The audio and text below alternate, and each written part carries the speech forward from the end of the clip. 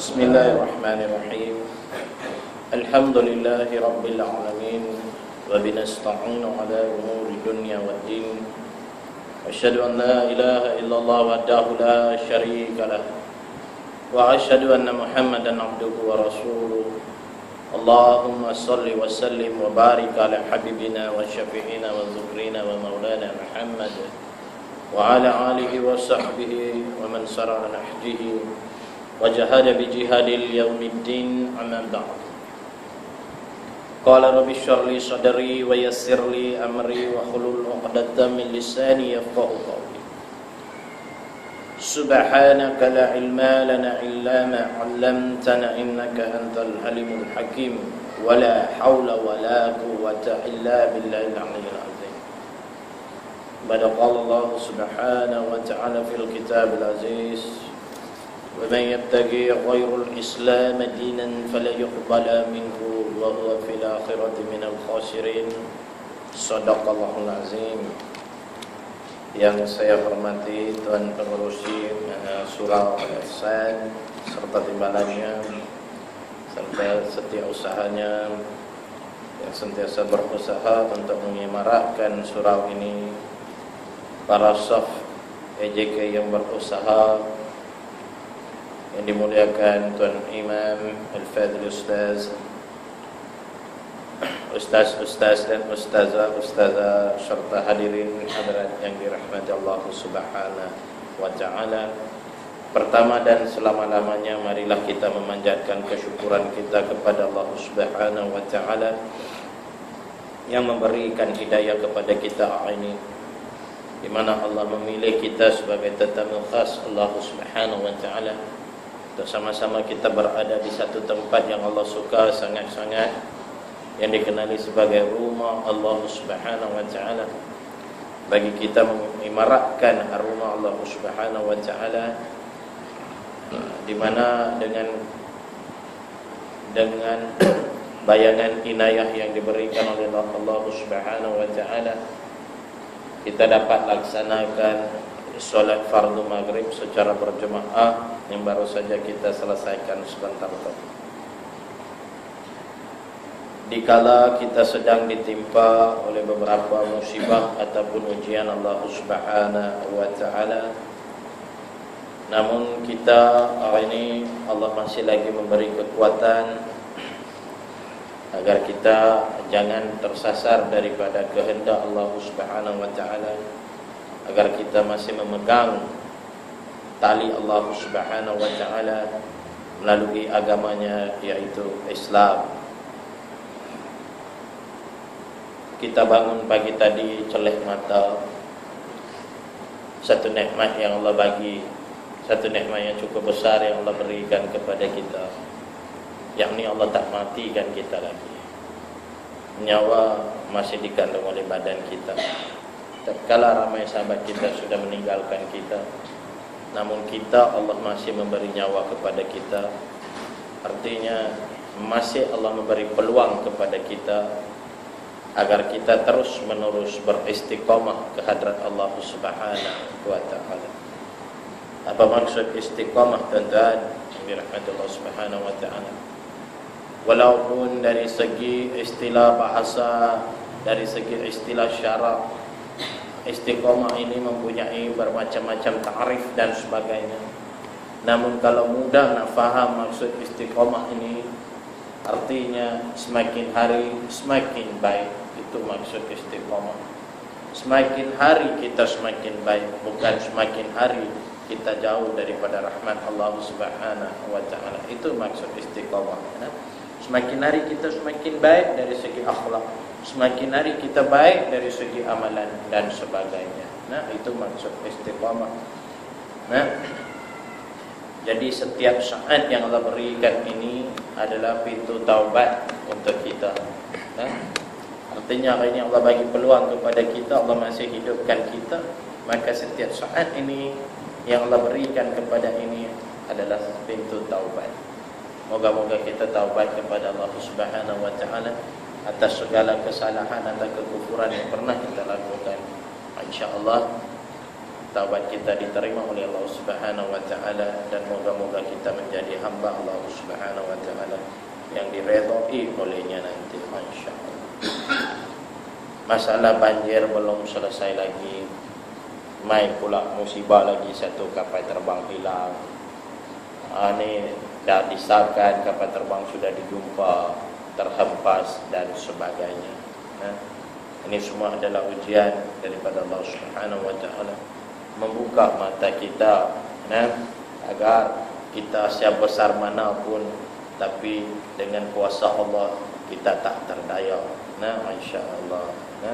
Namun disebabkan kasihnya Allah Subhanahu wa taala, khususnya umat Muhammad, umat Nabi Muhammad sallallahu alaihi wasallam, Allah memberikan kita sedikit sebanyak garis panduan bagaimana kita nak beribadah, bagaimana kita nak beramal, bagaimana kita nak menghadapi musibah dan sebagainya.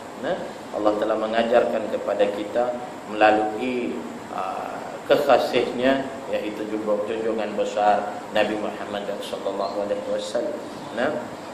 Apabila kita ditimpa musibah, Nabi dah banyak mengajar kepada kita macam mana kita nak berhadapan dengan musibah tersebut.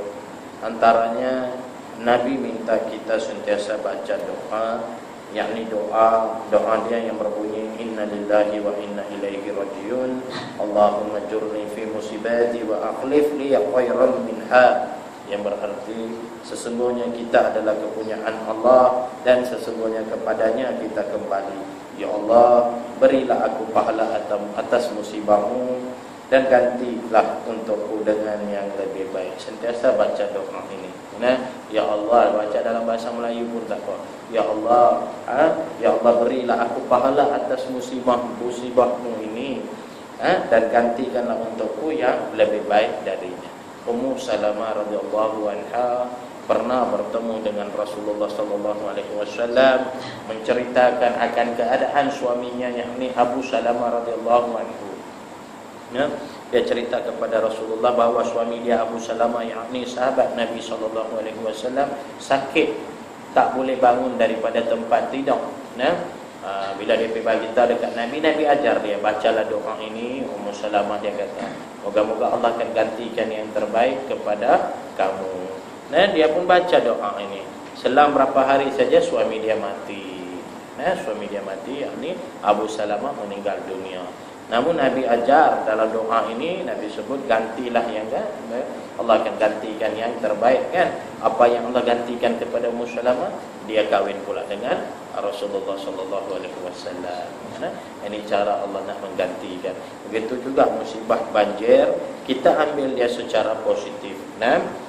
Kita ambil dia secara positif. Antaranya kemungkinan besar Allah nak menghalang sesuatu maksiat atau sebagainya daripada berlaku. Jadi Allah bagi banjir, pokok kita tak dan nak bermaksiat dan sebagainya. Kita tak tahu ni orang dok cerita ambang 2015, esok lusa tahun baru 2015 Masihi. Pokok kita dah pergi beli mercun dan sebagainya, lebih baik ambil duit itu bagikan orang-orang yang jadi mangsa banjir dan sebagainya. Bila berlakunya sambutan tahun baru, KLCC, Pulau Pinang semua takkan terlepas. Mana-mana negeri yang mempunyai bandaraya dan sebagainya sudah berkembang, antaranya Johor dan sebagainya, mesti akan berlaku pesta arak, buat maksiat terang-terang. Masa itu berlakulah ketelanjuran dan sebagainya. Kan ketelanjuran itu adalah satu ayat yang tak ada munasabah. Tak ada siapa-siapa pun berlanjur ada. Tidak, kan? Akal Allah dah bagi dah kepada kita untuk kita fikir. Itu masalah kita ini, kan? Ibu bapa kalau tahu anak dia sudah mengandung hasil perbuatan zina, dia punya nak kawal perkataan zina tu, dia main kata terlanjur. Mana dia dapat perkataan tu pun tak tahu. Kenapa? Siapa? Pasal dia nak kawal perkataan zina. Apa salahnya kata anak saya telah berzina? Tidak, kan? Itu yang paling betul. Ni dia main kata terlanjur. Mana ada istilah terlanjur? Allahu Akbar. Kalau akal tak waras, terlanjur tak apa. Akal waras buat juga, itu bukan terlanjur, itu zina ni namanya. Jadi dengan adanya banjir ini, zina dan sebagainya dapat dikontrol serba sedikit, insya-Allah. Nah, lah ni mau tak mau semua duit, dan saya pun dipahamkan banyak pihak-pihak NGO sudah menggesa kerajaan untuk stop perayaan untuk Ambang Tahun Baru dan sebagainya, insya-Allah. Nah, itu kita ambil dia sebagai satu positif, satu dalam keadaan yang positif. Namun kita pula diberi peluang oleh Allah Subhanahu wa taala untuk mencari pahala di sebalik musibah ini. Inilah cantiknya Islam sebenarnya. Allah bagi peluang kepada kita melalui musibah itu untuk kita sucikan dosa kita. Untuk kita bersihkan dosa kita, antaranya dengan cara macam mana? Sedekah. Kita sedekah kepada mangsa-mangsa banjir, serba sedikit yang kita boleh bagi, Masya Allah, meringankan bebanan mereka. Dengan itu cucilah serba sedikit dosa kita. Ini Allah bagi peluang kepada kita. Itu kasihnya Allah Subhanahu wa taala kepada umat Islam khususnya. Allah sentiasa panggil kita dalam panggilan yang cukup manja. Cuma kita yang tak pernah dengar panggilan Allah Subhanahu wa taala. Pasal apa? Ada kejahilan dalam diri kita. Manusia tetap akan buat kesalahan, tidak akan lari daripada kesalahan. Pasal apa? Selagi kita disebut sebagai manusia, kejahilan sentiasa akan iringi kita. Untuk itu kasihnya Allah Subhanahu wa taala khususnya umat Muhammad ini, Allah bagi pintu taubat kepada kita. Itu saya kata setiap saat yang Allah berikan ini adalah pintu taubat Allah Subhanahu wa taala. Maka kalau kita bertaubat kepada Allah Subhanahu wa taala, taubat itu insya-Allah diterima oleh Allah Subhanahu wa taala.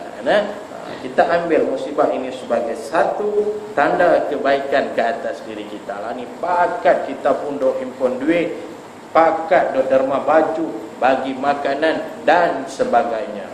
Ini satu peluang yang Allah bagi kepada kita untuk kita sucikan diri kita ini, kembali ke fitrah agama Islam. Allahu akbar, masyaallah, tabarakallah. Masyarakat muslimin muslimat rahimakumullah. Imam Ghazali pernah tanya 6 soalan kepada anak murid dia. Namun hari ini kita tak payah bincang 6 soalan itu, kita semak benda lain insya-Allah. Antara soalan pertama ini cara Imam Ghazali dia mengajar anak murid dia. Sama ada anak murid dia tanya soalan kepada dia ataupun dia yang tanya soalan kepada anak murid dia. Jadi di sini Imam Ghazali pula tanya soalan kepada anak murid dia. Antara soalan yang ditanya oleh Imam Ghazali adalah, apakah yang paling dekat dengan kita? Imam Ghazali tanya. Apakah yang paling dekat dengan kita? Mereka jawab, Tuan Guru paling dekat dengan kita. Tu dia, isteri kami dekat dengan kita, anak-anak kami, dan macam-macam jawapan yang mereka bagi. Imam Ghazali kata, memang betul jawapan yang kamu bagi itu semua betul. Namun yang paling tepat, yang paling dekat dengan kita adalah mati. Maut itu sesuatu yang paling dekat dengan kita. Allah sendiri sebut dalam hadis kursi, wahai anak Adam, saban hari umur kamu, setiap hari umur kamu sedang berkurangan, dan kamu tahu kamu akan mati. Walaupun kamu tahu, namun kamu lalai lagi. Kamu buat-buat macam tak tahu. Semua kita tahu kita akan mati, insya-Allah. Kita tak tahu bila ajal kita akan tiba. Batu Imam Ghazali kata, mati itu adalah sesuatu yang paling dekat dengan kita. Dan Nabi sebut, Nabi kata apa? Dekatnya mati dengan kita dalam pejam celik mata saja. Dalam pejam celik mata saja. Macam tu dekat. Kita ada pejam mata tak dan nak celik kita boleh mati. Macam tu dekat mati dengan kita. Allahu akbar. Sebab tu Allah sebut dalam Quran, Ainama takunu yudrikul maut. Kematian pasti akan mendapatkan kamu apabila tiba ajal kamu. Confirm Allah sebut, kematian pasti akan dapatkan kamu bila sampai ajal kamu. Walau kuntum fi burujihim musyayyada, Allah sebut, walaupun kamu berada di atas bintang yang cukup tinggi itu sekalipun. Allahu Akbar. Tak kira kita naik roket duduk atas bulan ke, kita naik roket duduk atas mana NASA, api ke Marik ke dan sebagainya. Ni bintang sekalipun Allah sebut yang lebih tinggi itu bintang tu. Kalau walaupun kamu duduk atas bintang tu sekalipun, kematian pasti akan dapatkan kamu. Nah, masya-Allah. Bila hidup kita menjadi sempurna apabila berlakunya kematian. Allahu Akbar. Dan Nabi sebut orang yang benar-benar beriman adalah orang yang sentiasa ingat bahawa esok dia akan mati. Nah, saya biasa sebut sebelum ni dalam ceramah yang pertama kali saya mai di sini. Nah, kalau kita tengok betul-betul kehidupan kita ini dalam 3 hari saja. Hanya 3 hari saja hidup kita ni. Semalam, hari ini, esok. Nah, semalam habis lagu tu. Kita tak tahu apa yang kita buat. Hari ini, alhamdulillah, Allah masih bagi peluang kepada kita agar kita carilah bekalan sebanyak mana boleh kita cari. Nah, dan Allah minta kita taubat pada hari ini. Pukul esok kita sudah tak ada dah. Nah, ajal akan datang menjemput kita. Seperti mana MZ, MZ ke QZ yang jatuh tu. QZ tu yang jatuh tu. Allahu Akbar. Mana depan tahu semua punya seronok syok nak habis cuti. Lalai cuti habis tang mana? Tang dalam laut. 40 mayat dapat dah. Allahu Akbar. Itu ajal yang Allah nak sampaikan kepada kita, masya-Allah. Walaupun doa atas langit. Kalau kita tengok Mat Saleh buat filem 2012, dunia duk kiamat dia boleh naik kapal terbang selamat dah. Itu semua tak ada, itu semua fantasi. Itu semua fantasi yang tidak boleh masuk dalam akal fikiran kita. Bila dah sampai ajal, Allahu Akbar, Allah dah sebut dah, bila dah sampai ajal seseorang itu, la yastakhiruna sa'atau wa la yastaqdimun. Tidak akan dipercepatkan atau diperlambatkan walau 1 saat ataupun 1 detik sekalipun. Sampai ajal kita semua akan meninggal dunia. Sebab tu Nabi sentiasa menganjurkan satu doa kepada semua umat-umatnya, di mana sahabat pun sentiasa baca doa ini. Antaranya doa yang berbunyi, Allahumma barik lana fil maut fima ba'dal maut. Macam lebih kurang 2 makan. Tidak. Allahumma barik lana fil maut fima ba'dal maut. Itu saja ya Allah ya Tuhanku, berkatilah saat aku mati dan berkatilah selepas aku mati, ba'dal maut, selepas aku mati. Allahu Akbar. Nabi sentiasa baca doa ini agar kematian kita menjadi yang orang kata yang diberkati oleh Allah Subhanahu wa taala. Namun kalau kita tengok apa ini, kita tahu kita akan mati. Allahu Akbar. Ramai semua sedar bahawa mereka akan mati. Namun yang paling sedih hari ini, mereka tangguh-tangguhkan. Bila kita minta taubat, cepat-cepat kamu bertaubat, dia kata, aku masih muda lagi. Biarlah aku enjoy dulu, biarlah aku seronok dulu, dia kata. Dia nak seronok, dia kata. Sebab aku muda lagi. Ingat tuan-tuan, syarat kematian bukan semestinya kena tua.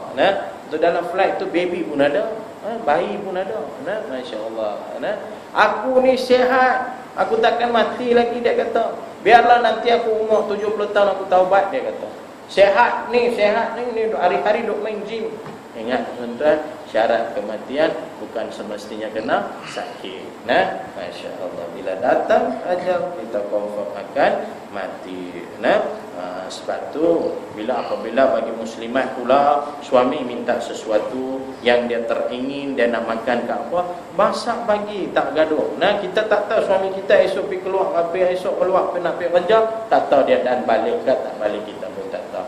Ini ada seorang makcik ni, suami balik kerja minta bubur kacang. Dia minta bubur kacang.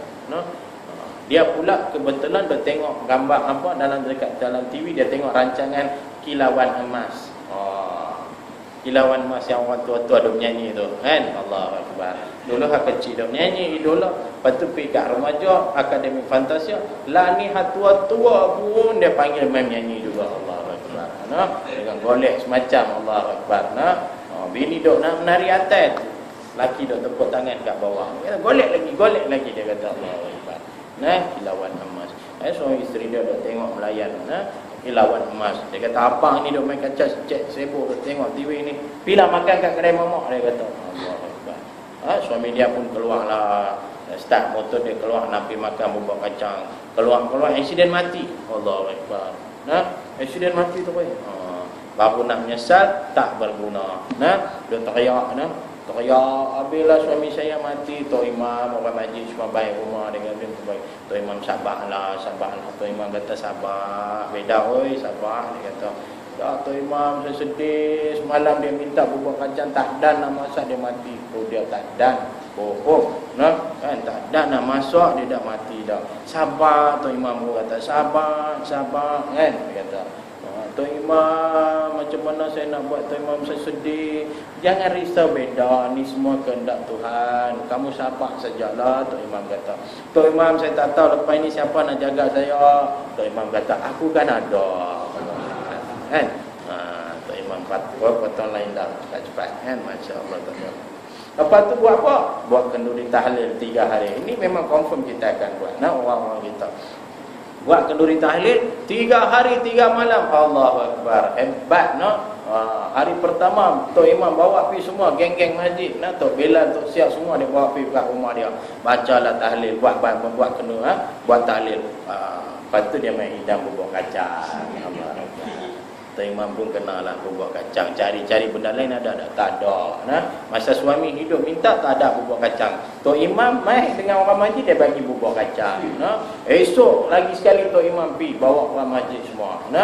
Buatlah tahlil lagi 1 kali. Tok Imam punya hujung baca la ilaha illallah, la ilaha illallah, la ilaha illallah. Dia mai letak bubur kacang juga. Tok Imam tengok bubur kacang, la ilaha illallah, la ilaha illallah. Hari ketiga dia tunggu Tok Imam, dia tunggu Tok Imam tak main-main dah. Pergi tengok Tok Imam kunci rumah, cerai pergi mana kita pun tak tahu. Confirm Tok Imam tahu dah hari ketiga aku pergi pun confirm bubur kacang juga dia kata. Kan masya-Allah. Itu tabiat kita tuan-tuan. Sentiasa kita takkan bila ada sesuatu itu yang bernilai di sisi kita, kita takkan endah dia. Kita buat tak tahu. Begitu juga nilai mutiara yang tak ternilai, yang cukup tinggi di sisi Allah Subhanahu wa taala. Apa dia? Islam. Allah berikan kita Islam, namun hari ini kita boleh tinggal Islam lagu tu saja. Allah Akbar. Kalau kita sembang pasal orang yang rugi, hari ini kalau kita sembang pasal orang yang paling rugi, siapa yang paling rugi? Orang Yahudi, orang Nasara rugi. Pasal apa mereka rugi? Pasal Allah bagi kitab kepada mereka, yakni Taurat, Zabur, Injil Allah bagi kepada mereka.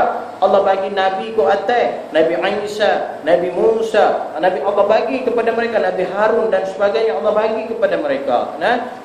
Ajar mereka syariat Islam. Kita kena ingat satu tuan-tuan, daripada awal, daripada lahirnya Nabi Adam alaihissalam, daripada diciptakan Nabi Adam alaihissalam hinggalah wafatnya Nabi Muhammad sallallahu alaihi wasallam, Allah hanya utuskan satu agama saja, yakni Islam saja yang Allah utuskan. Tak ada agama lain yang Allah utuskan. Sebab saya tahu sangat baik buat kajian benda ni sebelum saya temu Islam. Islam ini adalah satu agama yang Allah takkan bagi macam tu saja dekat siapa-siapa. Dunia Allah boleh bagi kat siapa? Saya biasa sebut dia ni dalam ceramah saya sebelum ni. Nabi sebut nak jadi seorang Islam ini, nak menganuti agama Islam ini, perkara pertama dia adalah orang yang dicintai oleh Allah Subhanahu wa taala. Itu nilai Islam. Sebab ada hadis Nabi, di mana Nabi SAW bersabda, "Innallaha yu'ti dunya illa liman yuhibbu wa man lam yuhibbu. Walakinna Allah la yu'tihi illa liman yuhibbu." Atau qala Rasulullah sallallahu alaihi wasallam, yang bermaksud sesungguhnya Allah akan berikan dunia ini kepada mereka yang Allah suka dan kepada mereka yang Allah tak suka. Suka tak suka, dunia Allah tetap akan bagi kepada siapa saja. Itu sebab tu hari ni kalau kita keluar, kita tengok kita duduk rumah satu tingkat, pergi tengok Cina Hindu duduk rumah 2 tingkat lebih kaya daripada kita. Mana ada Cina pakai petak lama? Jarang sangat, betul tak? Mana ada Cina duduk rumah biasa? Habis kuat dia duduk rumah biasa pun dia akan renovate rumah punya besar macam tu. Pasal apa? Allah bagi dunia ni kepada siapa saja. Suka tak suka Allah bagi dunia ni. Kita tak sedar pergi tengok ni macam mana mereka boleh kaya. Biar pergi mereka kaya apa? Kaya dunia saja Nabi sebut. Dunia Allah bagi.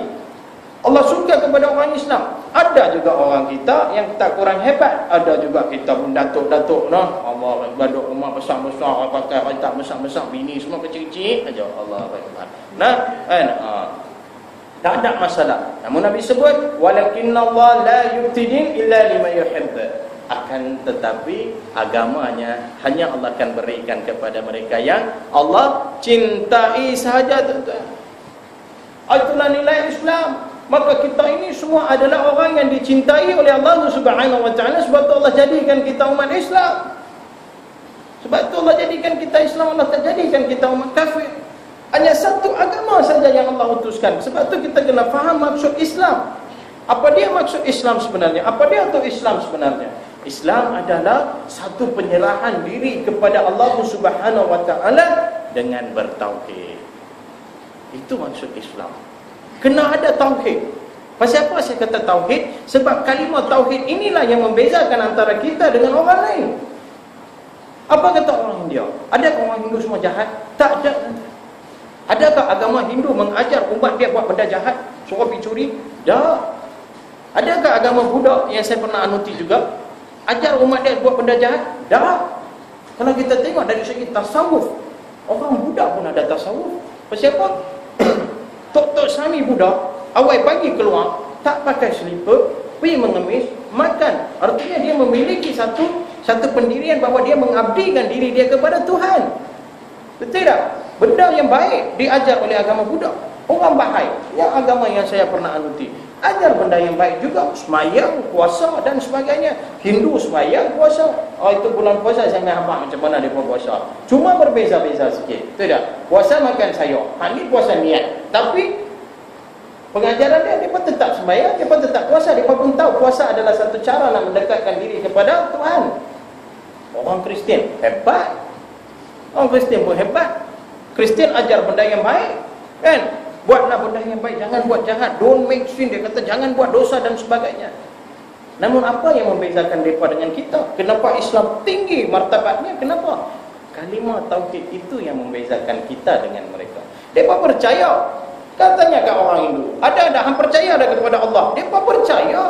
Mereka percaya kepada Allah Subhanahu wa taala, tapi tak ada tauhid. Mereka tidak sembah Allah Subhanahu wa taala. Mereka sembah batu-batu berhala yang diciptakan oleh mereka sendiri. Bukan Allah yang turunkan batu berhala seketui macam ni. Dah, mereka yang ciptakan mengikut arahi mereka, mengikut kepala otak mereka sendiri. Mereka buat satu macam mana? Macam inilah keadaan. Okey, aku ada muka, Tuhan pun ada muka. Dia buat dah okeylah muka. Tapi aku biasa saja. Aku biasa muka satu. Tuhan luar biasa. Dia buat berlabak muka.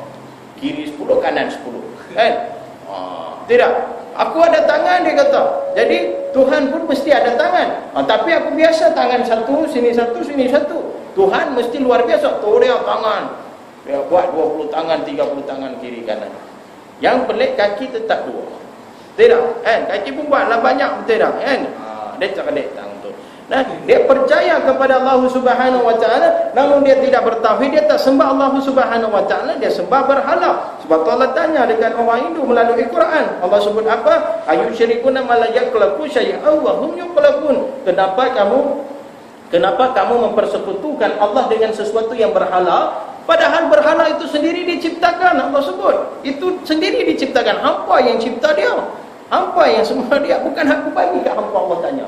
Nah, di situ mereka berbeza. Sebab mereka tak ada tauhid, mereka tak sembah Allah Subhanahu wa taala. Apa kata orang Kristian? Tu dia sampai ke hari ini kalimah Allah tak habis-habis duk gaduh. Nah, kami pun nak kalimah Allah. Allah Tuhan kami, mereka kata. Tu dia, kan Kristian. Mereka percaya. Mereka percaya pada Allah Subhanahu wa taala. Mereka yakin kepada Allah Subhanahu wa taala. Namun mereka tak bertauhid kepada Allah Subhanahu wa taala sebab mereka tak sembah Allah. Mereka sembah Nabi Isa dengan ibu Maryam. Itulah masalah mereka. Dan apabila kita tanya macam mana kita nak capai kamu percaya kepada Allah, tapi kenapa kita tak boleh pergi kepada Allah? Apa yang dikata oleh mereka? Nak pergi kepada Allah, kita kena memiliki 3 dalam 1, dia kata. 3 dalam 1. Yakni Roh Kudus, Nabi Isa, dan baru kita boleh pergi kepada Allah. Satu konsep yang langsung tak masuk akal. Kita kalau 3 dalam 1 apa dia? Kopi jantan. Tidak. Kopi jantan 3 dalam 1. Radik tak boleh. Radik 7 ke 9 dalam satu. Mahkota dewa pun tak boleh. Hak tu 11 dalam satu. Nah, kopi janda Allah malam tak tahu kan. Sebab tak biasa minum. Nah, kacik Fatimah tak biasa. Kopi jantan 3 dalam satu, confirm. Nah, itu okey betul. Nah, dia cakap 3 dalam satu. Orang macam tu Allah tegur di dalam Quran. Allah sebut apa? Laqad kafara alladziina qalu innallaha thalithu thalatha. Kufurlah orang yang mengatakan Allah 3 dalam satu tu. Masya-Allah tak ada apa-apa.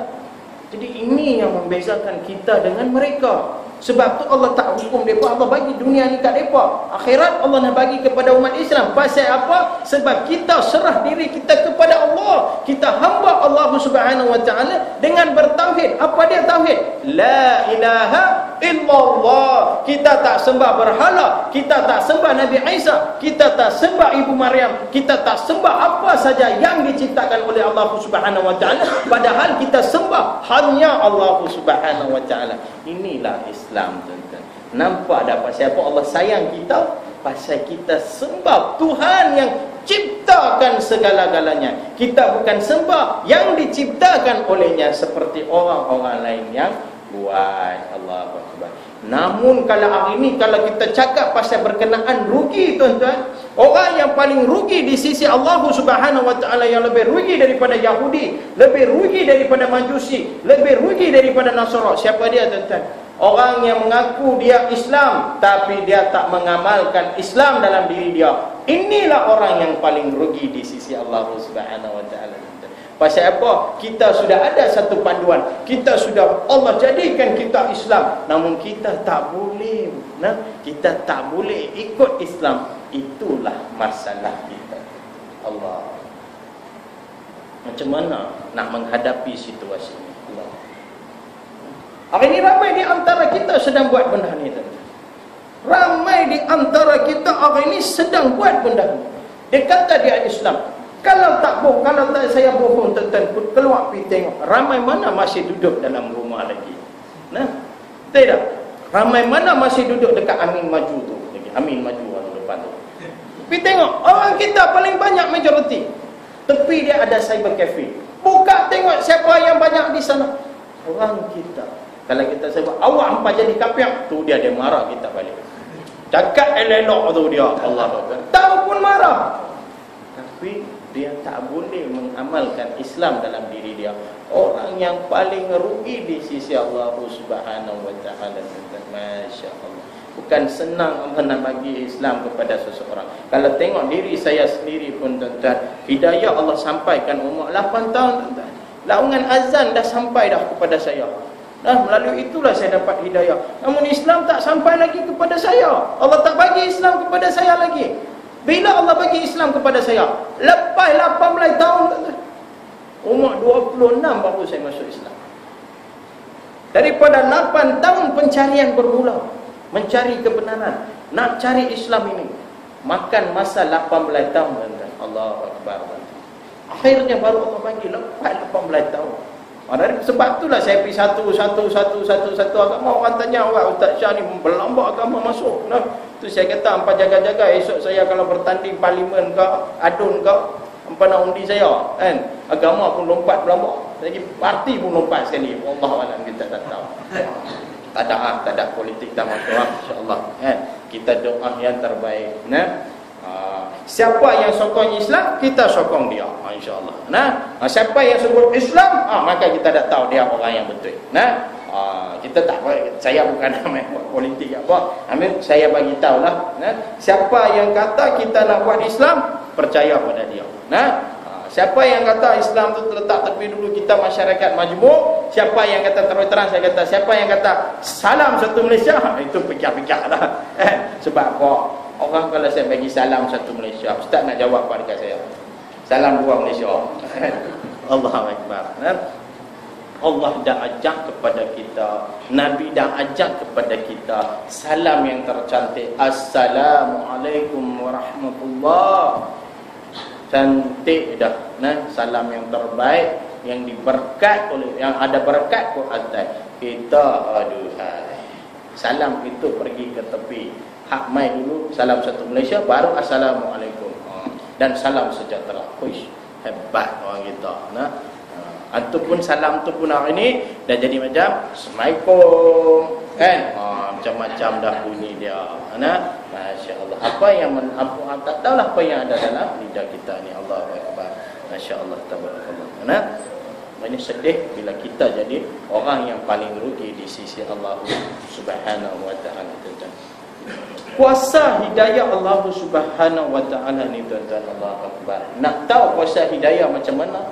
Hari ini tuan-tuan semua ada hidayah Allah Subhanahu wa taala. Pasal apa? Pasal boleh berhimpun di sini. Seperti saya katakan, taman ni saya rasa pokok 1,000 orang ada kot, 1,000 ke 2,000 ke, kita tak tahu. Boleh tak semua datang ke surau hari ini? Boleh tak semua mai sembahyang berjamaah? Tak boleh. Nak tahu depa ni memang miliki hidayah Allah ke tak ada? Esok tengok sembahyang subuh. Nah, tak pernah lepas 2 soft kot noh, kan? Kita tahu dah. Nah, jadi hari ini alhamdulillah kita ni semua adalah orang-orang yang memiliki hidayah Allah Subhanahu wa taala. Nah, bukan senang Allah nak bagi hidayah. Bila Allah dah bagi hidayah, maka kita akan duduk di sini. Itu maksud hidayah. Maksud hidayah apa dia? Keputusan tepat. Itu maksud hidayah. Keputusan tepat. Pasal apa? Keputusan ini yang tepat itu hanya Allah yang boleh buat. Kita jarang sekali, bukan jarang sekali, memang kita tak boleh buat yang tepatnya. Kita boleh buat saja, namun tepat tak tepat hanya Allah yang boleh buat. Masya-Allah. Itu maksud hidayah. Hari ini kita buat dah keputusan yang tepat. Kita buat. Pasal apa? Kita duduk di dalam majlis ilmu. Nabi sebut apa? Datang dan duduk saja dalam majlis ilmu, pahala dia lebih daripada melaksanakan 1,000 rakaat solat sunnah. Masya Allah. Duduk saja, datang duduk dan dengar. Dan Nabi sebut pahala dia lebih afdal, pahala dia lebih daripada menziarahi orang-orang sakit. Dan pahala dia lebih daripada mengantar 1,000 jenazah pergi ke kubur. Itu dia Nabi sebut, hanya datang duduk mendengar. Dan sahabat tanya, apakah pahala dia lebih daripada mengaji Quran, ya Rasulullah? Nabi sebut, tidak ada manfaat kamu mengaji Quran tanpa ilmu. Nabi sebut, Allahu Akbar. Itu adab kita main duduk saja. Nampak dah Allah nak bagi. Dan Allah akan turunkan para malaikatnya duduk mengisi ruang-ruang kosong ni, semua diisi oleh para malaikat yang kita tak nampak. Dan mereka akan bertasbih dan berdoa untuk kita. Allahu Akbar. Ini janji Allah Subhanahu wa taala. Maka hari ini kita buat satu keputusan yang tepat, yakni hidayah Allah sampai kepada kita. Hidayah Allah yang menggerakkan kita datang duduk di sini. Allahu Akbar. Ini hidayah tuan-tuan. Kalau kita nak hidayah ini terus menerus ada dalam diri kita, perkara pertama yang kita kena buat, sering kali saya sebut dalam semua ceramah saya, perkara pertama yang kita kena buat adalah yakin pada Allah Subhanahu wa taala. Kita kena memiliki keyakinan yang tinggi terhadap Allah Subhanahu wa taala. Itu yang kita mengucap dalam kalimah syahadah, asyhadu an la ilaha illallah. Aku naik saksi bahawa tiada Tuhan lain yang disembah melainkan Allah. Aku naik saksi. Saksi apa maksud? Kalau kita keluar tengok aksiden depan mata, betul itu kita saksi, kita nampak. Ini kalimah syahadah, kita cakap kita saksi, aku naik saksi. Itulah keyakinan kita bahawa kita dah melihat zat Allah Subhanahu wa taala. Itulah keyakinan yang kena ada dalam diri kita. Antakbudallaha ka'annaka tarahu fa in lam takun tarahu wa innaka yaraka. Nabi sebut, sembahlah Allah seolah-olah kamu sedang melihat dia, walaupun kamu tak lihat dia. Dan yakinlah bahawa Allah sedang melihat kamu. Kita baru saja habis hijrah. Nah, banyak penceramah datang dan ceritakan berkenaan dengan proses-proses hijrah Nabi. Tapi sayangnya kita hari ini, masalah kita tuan-tuan, apabila setiap kali ustaz mai cerita pasal hanilah yanulah Nabi berhijrah macam ni, kita pakat duduk dengar saja, tapi kita tak ambil pengajaran. Itu masalah kita. Sebenarnya setiap satu peristiwa yang berlaku dalam kalender Islam itu adalah pengajaran untuk kita. Allah sedang mengajar kepada kita melalui Nabi Muhammad SAW.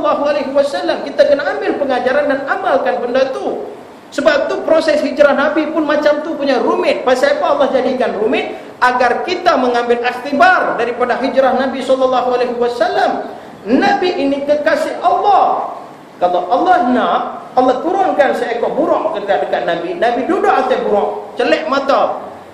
Nah, dah turun dah dekat Madinah. Pasal apa Allah tak buat lagu tu? Allah minta perintahkan Nabi keluar tengah malam bersama Sayyidina Abu Bakar As-Siddiq dan melalui satu proses yang cukup rumit. Pasal apa? Pasal dalam setiap satu gerak-geri Nabi itu ada pengajaran untuk kita. Antaranya Nabi keluar bersama Sayyidina Abu Bakar As-Siddiq tengah malam. Lepas tu pergi duduk di dalam Gua Thur selama 3 hari. Nabi duduk di dalam Gua Thur. Apa orang Quraisy tak nampak ke tepi ke dekat Gua Thur? Pergi. Abu Lahab perintah, kata gua ni yang kita tak masuk lagi. Cuba kamu masuk dalam ni, kok mereka ada dalam gua ni. Memang betul mereka ada. Nabi dengan Abu Bakar As-Siddiq ada di dalam. Dan apabila tentera Quraisy masuk ke dalam, Abu Bakar As-Siddiq dah ketak dan dia takut. Dia takut, dia bagi tahu dekat Nabi, dia kata, wahai Rasulullah, habislah kita hari ni, confirm mereka akan bunuh kita. Nabi bagi tahu apa dekat Abu Bakar? Abu Bakar, bukan kita 2 orang saja ada dalam gua ni. Jangan kamu takut, jangan kamu khawatir. Biar mereka masuk sekalipun, jangan kamu takut, Nabi sebut. Sebab kita bukan 2 orang, ada 3. Dia terkejut, dia tanya siapa yang ketiga tu? Wahai Rasulullah, aku tak nampak. Dialah Allah. Nabi sebut Allah bersama kita. Nabi yakin pada Allah Subhanahu wa taala bahawa Allah tidak akan abaikan Rasul dan sahabat kepada Rasulnya itu. Keyakinan itu yang selamatkan Nabi. Apa itu? Allahu Akbar. Apabila Nabi keluar daripada Gua Thur dalam perjalanan menuju ke Madinah, Suraqah bin Malik mai tangkap Nabi. Dia letak pedang. Ada tak penceramah cerita itu? Dia letak pedang dekat tengkuk Nabi. Dia tanya, wahai Muhammad, siapa yang boleh selamatkan kamu sekarang? Nabi sebut apa? Allah. Jatuh pedang. Nabi ambil balik pedang tu bagi dekat dia. Allahu Akbar. Dia mengucap masuk Islam. Dia tengok akhlak Nabi, masya-Allah. Nabi ajar kepada kita apa dia? Walaupun nyawa kita di hujung pedang sekalipun, jangan hilang yakin pada Allah Subhanahu wa taala. Itu yang Nabi nak ajar kepada kita melalui proses hijrah. Hari ini ramai mana yakin pada Allah Subhanahu wa taala. Saya masih ingat satu riwayat dalam kitab Bible. Sewaktu saya Kristian, saya baca satu riwayat. 12 orang sahabat Nabi Isa alaihissalam pergi jumpa Nabi Isa. Mereka tanya, wahai Nabi Isa, kenapa doa kita banyak tidak dikabulkan oleh Allah Subhanahu wa taala? Nabi Isa tak kata apa. Bawa 12 itu pergi tunjuk bukit. Nampak dah bukit? Dia kata nampak. Lani hang baca doa, minta doa, minta bukit tu jatuh ke dalam laut. Semua gelak dekat Nabi Isa. Dia kata apa Nabi Isa? Tak betul ke apa hari ni? Orang kata begitu. Dia kata Nabi Isa tak betul. Apa hang tak betul? Nabi Isa tanya kenapa? Mana mungkin bukit boleh jatuh dalam laut? Nabi Isa kata pasal apa tak mungkin? Allah boleh. Allah boleh. Nabi Isa sendiri sebut kisah dalam Bible. Allah boleh. Tadi kamu tanya kepada aku kenapa doa kita tidak dikabulkan oleh Allah. Inilah punca dia kenapa tak dikabulkan oleh Allah. Pasal hampa doa, hampa tak yakin pada Allah. Kalau benar kita tak yakin pada Allah, doa kita terbuanglah begitu saja. Artinya kita tak yakin pada Allah, kita tak yakin kepada kebesaran Allah. Itulah dia. Maka kita kena yakin pada Allah Subhanahu wa taala. Saya Hindu, Buddha, Bahai, Kristian, tak ada masalah apa. Masa saya Kristian, mak saya baca Bible dalam bahasa Tamil. Pada ribai rumah, mak baca ayat bagi dia minum. Tak ada masalah. Hidup macam tu saja, biasa saja. Tapi setelah saya pergi mengucap asyhadu an la ilaha illallah wa asyhadu anna Muhammadar Rasulullah, perkara pertama yang ditunjuk oleh ibu dan ayah saya, pintu keluar. Keluar kamu daripada rumah ni. Itu yang saya dapat. Namun adakah saya pergi merayu dekat mak saya, mak janganlah buat saya macam ni? Tak. Saya kata tak apa, mak suruh saya keluar sajalah. Ambil sebiji fan, keluar. Ya Allah, engkau berikan aku agama ni. Ya Allah, kau jadikan hidup aku macam ni. Aku yakin ya Allah, engkau takkan abaikan aku. Sungguh benar. Keyakinan itu bawa saya ke sini dalam 9 tahun tuan-tuan. Bukan nak cakap bohong, bukan nak cakap besar. Ini adalah realiti yang pernah berlaku dalam hidup saya. Itu yang saya kata, saya belajar perkara pertama dalam Islam, yakin pada Allah Subhanahu wa taala. Dia tahu apa dia nak buat kat kita. Jangan risau. Jangan hilang keyakinan pada Allah Subhanahu wa taala. Pegang pada keyakinan pada Allah Subhanahu wa taala. Kalau kita yakin pada Allah, kalau kita minta pada Allah, MH370 percayalah lama dah dapat dah. Ni semua pakat tak yakin pada Allah, dia yakin kat siapa? Ibrahim Ma'zin. Ingat tak? Ingat dia. Wah, teropong tu. Allahu Akbar. Masya-Allah. Nasib baik hak ni hak QZ ni dapat cepat-cepat. Saya duk ingat dia. Bila kawan tu main balik apa. Itu dia bawa main nyok 3 biji. Lah ni dia nak bawa apa tak tahu. Kan? Ayatnya apa? Kan? Tahu nasib baik sebelum dia main kapal terbang daripada Pak dah. Kan? Sahabat kita pun sama juga nak pergi jumpa. Kita cakap benda ni semua janganlah percaya sangat kan. Benda ni syirik. Hantar tahu dia tu bomo tu ada VIP belakang. Kerajaan bagi VIP. Uish. Tapi lah lantak hang kan. Dia pun pergi tengok bomo tu tak ada dekat Kuala Lumpur. Satu Malaysia memang tak ada. Dia balik main dengan sedih muka dia. Kita tanya dekat dia, awak pada jadi? Awak hantar jadi jumpa kat bomo tu? Memanglah tak jadi jumpa. Kita tanya apa? Pasal apa? Dia tak ada kat Malaysia. Ya ke? Habis dia pergi mana? Betul saya beritahu dia kan nak pergi cari kapal terbang. Pokok dia pergi Australia ke apa? Dia kata tak, dia tak pergi cari kapal terbang. Dia pergi cari bomo lain. Dia kata betul. Bomo VIP cari bomo lain. Bomo VIP kau kita tanya. Pasal apa? Itulah teropong yang dia pakai tu, teropong buluh tu. Dengan buahnya 3 biji tu kan. Orang balas dia kata. Bila orang balas, dia nak pergi cari bomo lain. Siapa yang balas barang tu? Dia nak pergi cari Allah Akbar. Tidak, kita yakin daripada Allah. Tak yakin. Kita yakin ingat bomo tu boleh cari. Kalau kita yakin pada Allah, kita buat apa yang Allah suruh, insya-Allah dah lama dapat dah MH370. Tak ada. Hari ni kita hilang yakin. Dekat Pendang pun sama. Budak perempuan ni dapat tawaran pergi mengaji kat University Al-Azhar. Bapak dia cukup seronok, anak dapat nak pergi Mesir ni. Tu dia bumi bertuah, bumi para anbiya. Dia bawa pergi buat medical test. PP klinik tu yang jaga, yang buat medical test tu Dr. Hindu. Dr. Hindu tu cek panggil, abang lu mari sini. Lu jangan hantar lu punya anak pergi tu Mesir. Dia pasal apa? Lu punya anak sebelum mau pergi sana confirm sudah mati. Bapak dia terkejut, apa pasal? Itu paru-paru air juga sudah masuk. Bapak dia tanya, apa pasal? Paru-paru berayak lah kan. Rupa-rupanya budak tu kena penyakit paru-paru berayak. Dia kata lagi 4 bulan ni anak confirm mati. Doktor kata confirm mati. Balik ayah dia pun macam cerita dekat mak dia teriak. Kan orang perempuan senang teriak kan.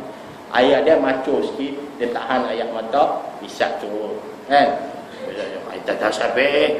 Kita duduk sini sudah, ngaji sini sudah. Tak kita sakit, tak payah pergi jauh-jauh. Ayah dia kata. Budak perempuan tu kata, ayah, soal hidup dan mati ini semua di tangan Allah Subhanahu Wa Taala. Biarlah cik mati bila masa pun, tapi cik yakin pada Allah. Selagi ilmu tak penuh di dada, cik takkan mati. Jangan risau, Allah akan sembuhkan cik. Allah yakin pada cik, dia kata. Bapak dia kali kata apa? Hantar dia pergi juga Mesir. Pergi duduk sana bukan 4 bulan, 4 tahun mengaji. 4 tahun mengaji tak mati-mati. Sehat terus. Sehat macam mana punya sehat? Dia balik main ke Malaysia, ayah nak pergi jemput kat airport, ayah pun tak kenal dia. Pasal apa? Gedebak macam tu punya sehat. Ayah duk cari mana anak tu. Dia pergi depan ayah dia, ayah cek balik. Hai hang tu dia. Wah, tempun macam ni, dia kata cek sehat. Paru-paru kering dah, tak ada ayah dah, dia kata. Dan masuklah dalam kereta, ayah dia bawa dia balik rumah. Kan? Dalam perjalanan dia kata, ayah jangan balik rumah lagi, bawa cik pergi jumpa Dr. Hindu tu.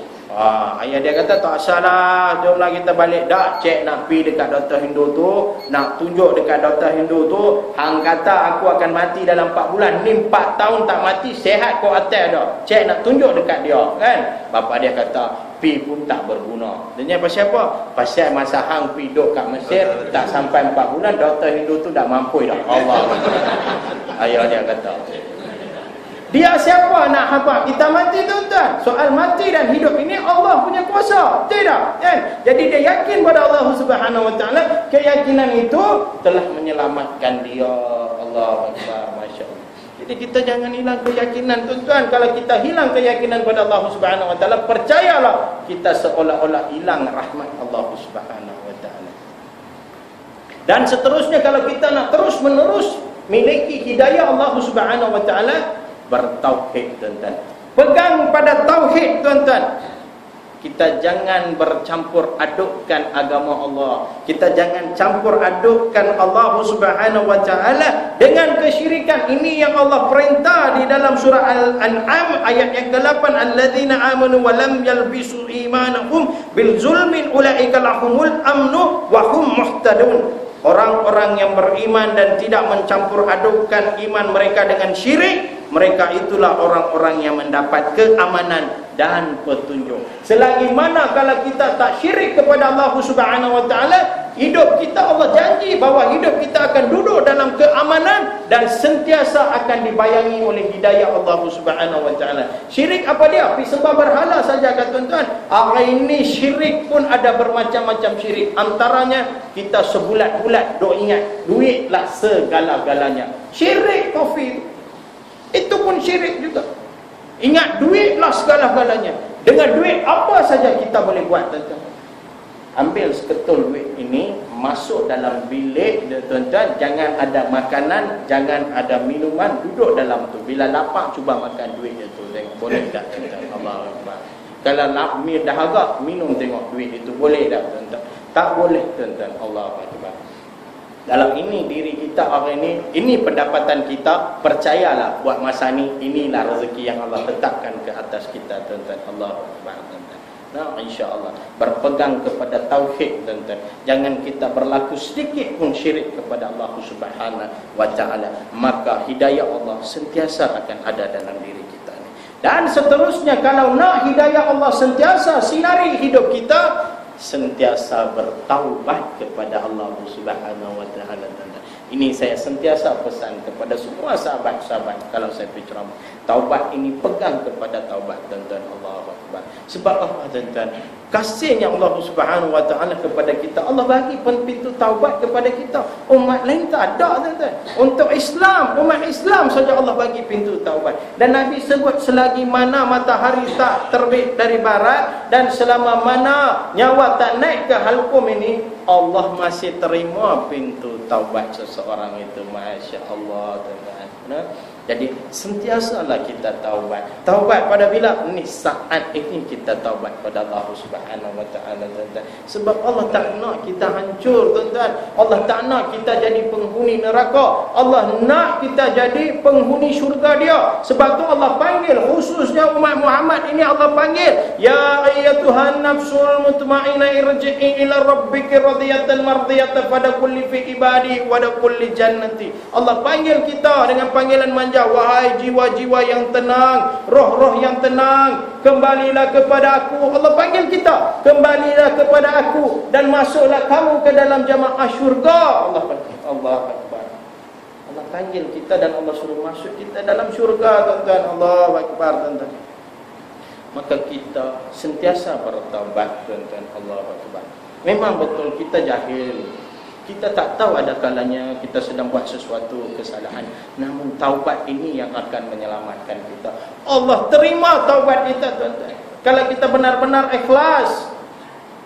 Kalau kita benar-benar ikhlas, Masya Allah, Allah akan terima taubat kita tuan-tuan. Ikhlas, ini lagi satu kita kena jaga dalam diri kita. Sentiasa ikhlas dalam setiap satu perintah Allah Subhanahu wa taala, ibadat ke, amalan ke, akhlak ke, apa saja, percakapan dan sebagainya, semua kena ikhlas tuan-tuan. Jangan ada sifat kepura-puraan tuan-tuan.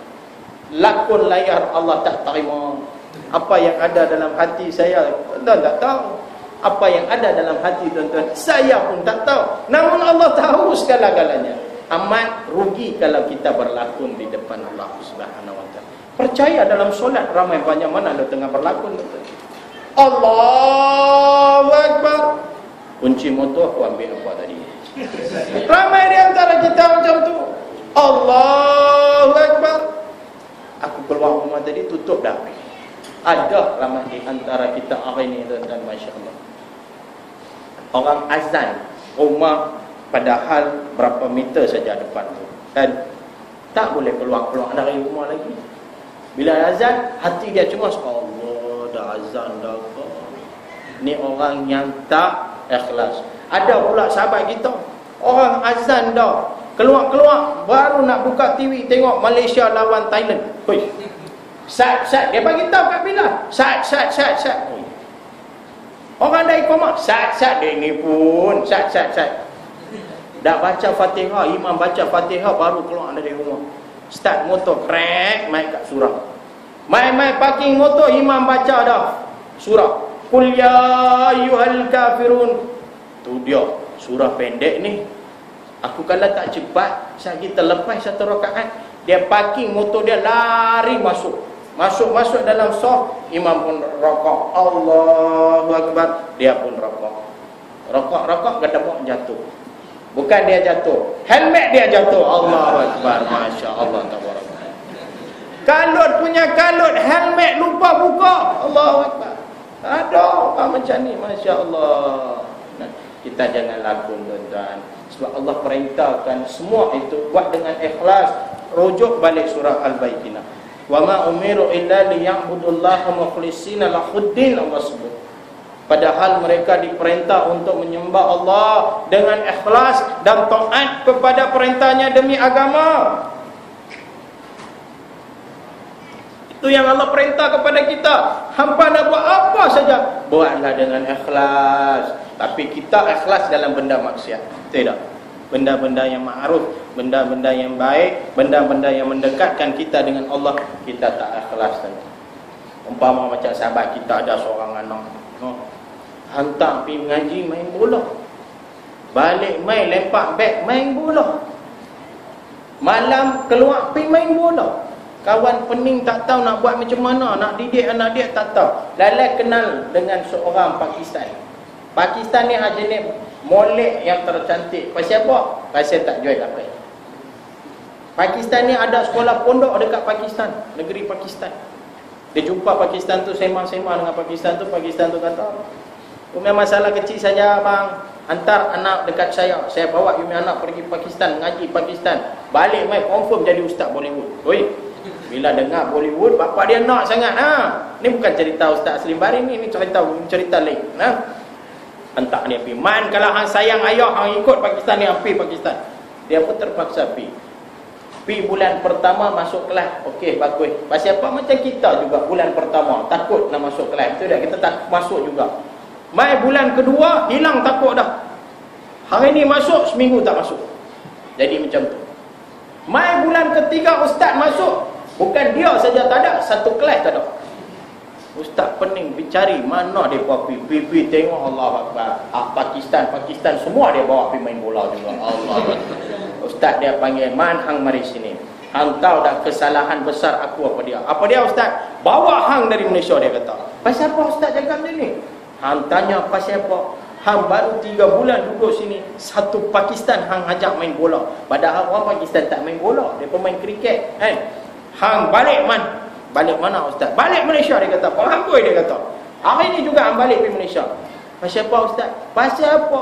3 bulan hang dah ajak mereka main bola. Aku takut nanti aku simpan hang, masuk bulan keempat aku ikut hang main bola. Dia kata. Allah Akbar. Lalu hamba dia pergi Malaysia. Dia main-main kat Malaysia, dia nak masuk dalam taman dia, dalam kampung dia, tak jadi. Dia duduk fikir, kalau aku masuk macam ni, kantoi orang kampung tahu aku tak ngaji. Baik aku berlakon. Berlakon macam mana? Berlakon orang alim, pakai baju jubah Allah Akbar punya lampu, lilit sorban, kalah penggali sing, pakai celak mata, pekat punya pekat, lebih pekat dari saya kan. Masuk dalam kampung Tok Imam keluar tengok, oi Taliban masuk kampung aku ni tak jadi ni. Hai Taliban, tunggu kau, Tok Imam kata. Dia pergi dekat dia tanya, kamu masuk kampung saya mau pasang bom kah? Dia kata, apa Tok kata lagu ni man Tok? Oh man, orang kata handuk Pakistan, hang bukan ngaji Pakistan lah. Habis Tok, habis baru balik. Habis dah ngaji. Habis Tok, khatam habis. Tu dia 3 bulan khatam habis, dia kata. Tok Imam pun mati-mati percaya. Alhamdulillah, kampung kita ada ustaz seorang, Tok Imam kata. Man, malam sagi hang tolong mai masjid. Awak Tok nampak kenduri kau? Dah, hang mai bagi tazkirah. Kena hari pertama kan? Mau tak mau dia kena pergi juga. Kalau dia tak pergi, kantoi orang kampung tahu dia tak ngaji, betul tak? Dia pergi masjid malam tu, dia tengok satu kampung ada dalam masjid. Semua ada dalam masjid. Dia duduk fikir, duduk depan. Aku macam mana nak lari dari orang kampung aku ni? Kalau aku tak buat tazkirah, Confirm mereka tahu aku tak mengaji, tapi memang pun aku tak mengaji, kan? Lagipun aku mesti kena cari akal hari ni nak lari daripada orang kampung ni. Jadi dia tanya soalan. Tuan-tuan dan puan-puan yang dirahmati Allah Subhanahu wa taala, kita berada di bulan Rajab. Di bulan Rajab ada satu peristiwa besar, yakni yang dikenali sebagai Al-Isra wal Mi'raj Nabi SAW. Dia tanya soalan. Hampa tahu tak? Dia tanya. Semua pakai jawab. Kami tak tahu, Ustaz. Oh, dia dah pakai dah. Kalau tak tahu, awak dulu tak mengaji. Ni orang balik main Pakistan duk kacau orang. Inilah aku tak suka dengan orang kampung aku.